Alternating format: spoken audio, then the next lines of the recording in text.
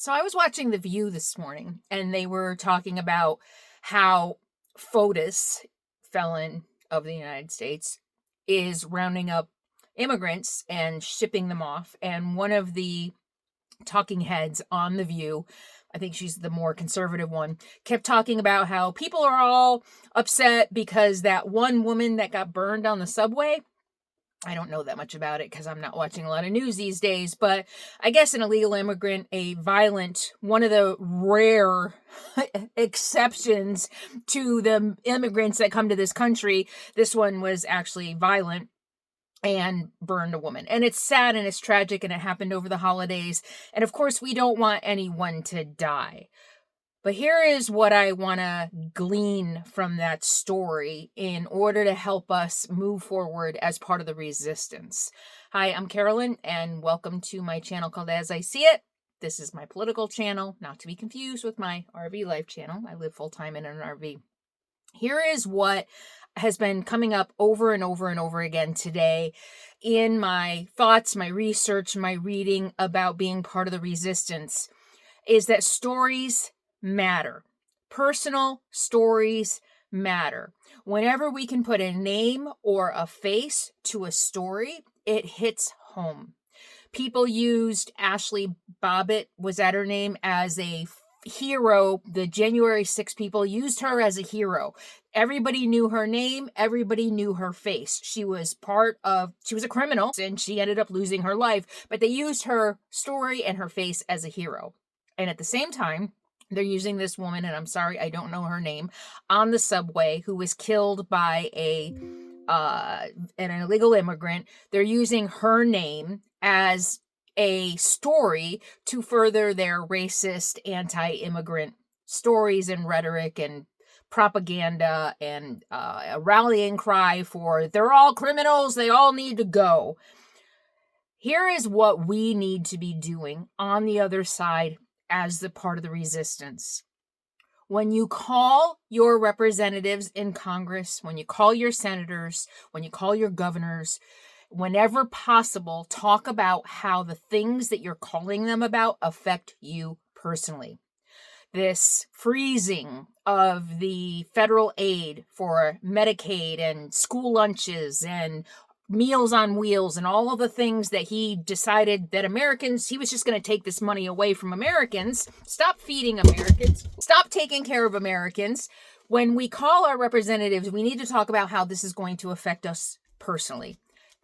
I'm not going to be able to eat because of this. I am a constituent in your area, and I no longer know where my next meal is going to come from. I now have to pay $600 for insulin that was $45 last time I got it. Talk about how it affects you personally.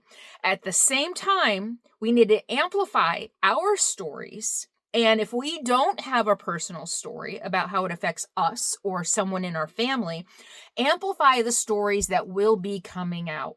Somebody died on the streets because of this policy that he did. A woman died. All the women who are dying in Texas, we need to constantly be drilling those home. We need to be the equivalent of the Chinese and Russian bots on Twitter.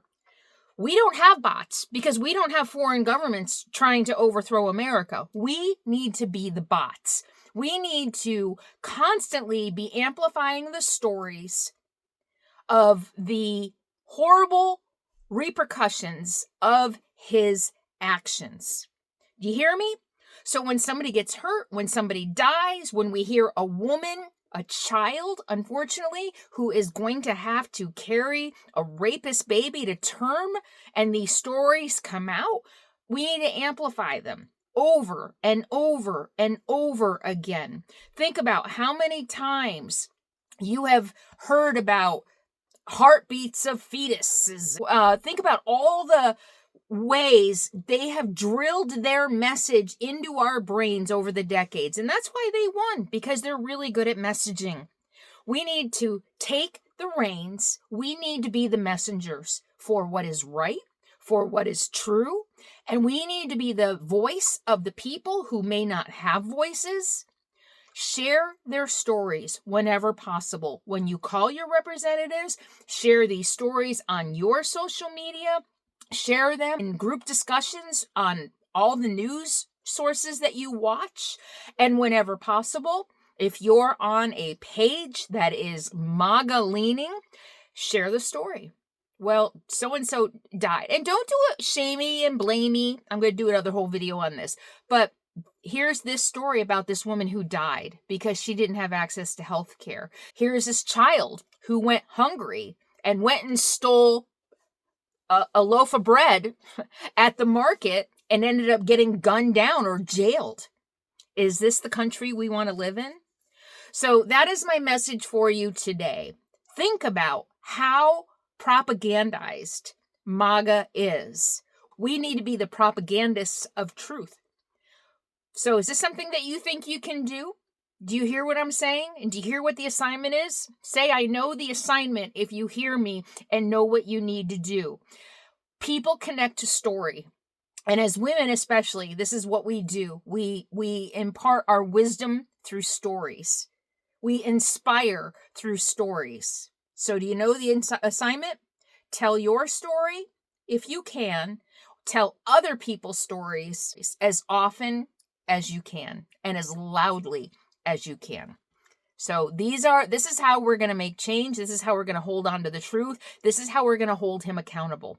This is how we are going to hold the people who voted for him accountable by putting faces to his disgusting policies that are clearly going to and already are hurting people.